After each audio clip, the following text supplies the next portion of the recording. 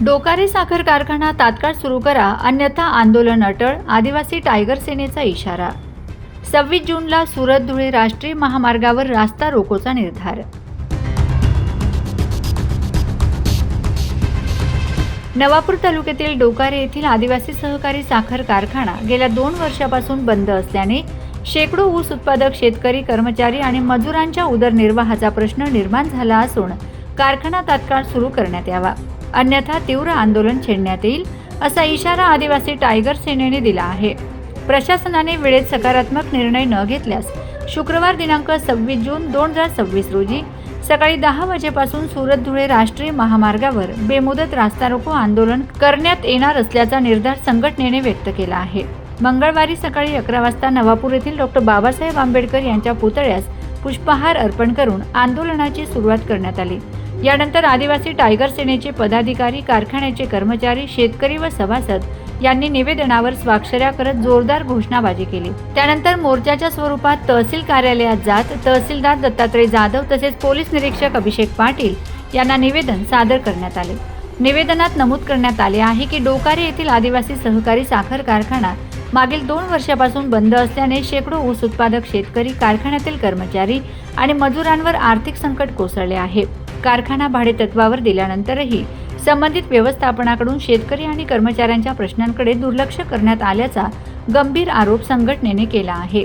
कारखाना सुरू करण्यासाठी पुढील 8 दिवसात प्रशासनाने सर्व संबंधित पक्षांची संयुक्त बैठक बोलावून ठोस निर्णय घ्यावा, तसेच भाडेतत्वावरील व्यवस्थापनालाही बैठकीत उपस्थित राहण्याचे निर्देश देऊन त्यांची भूमिका स्पष्ट करावी, अशी मागणी करण्यात आली आहे.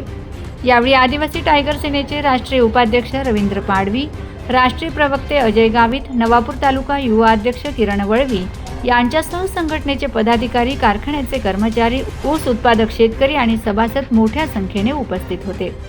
आदिवासी टायगर सेनेने प्रशासनाला 8 दिवसांचा अल्टिमेटम देत स्पष्ट इशारा दिला आहे की कारखाना सुरू करण्याबाबत ठोस निर्णय झाला नाही तर 26 जून रोजी सुरत धुळे राष्ट्रीय महामार्गावर मागणी पूर्ण होईपर्यंत रास्ता रोको आंदोलन छेडण्यात येईल. त्यामुळे या प्रश्नाकडे प्रशासनाने गांभीर्याने लक्ष देण्याची गरज निर्माण झाली असून आगामी काळात डोकारे साखर कारखान्याच्या प्रश्नावर संघर्ष अधिक तीव्र होण्याची चिन्ह दिसत आहेत.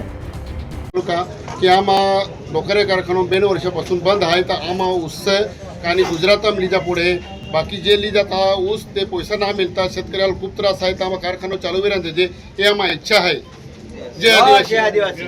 16/6/2026 रोजी आम्ही माननीय नवापूर तहसीलदार साहेब यांना जे डोकारे कारखाना आहे तो महाराष्ट्रातला पहिला आदिवासी सहकार साखर कारखाना आहे आणि तो 2 वर्षापासून बंद पडून आहे, म्हणून सगळे शेतकरी बांधव व कर्मचारी आणि सामाजिक संघटनेचे पदाधिकारी यांच्या माध्यमातून तहसीलदार साहेबांना निवेदन द्यायला आलेलो आहोत.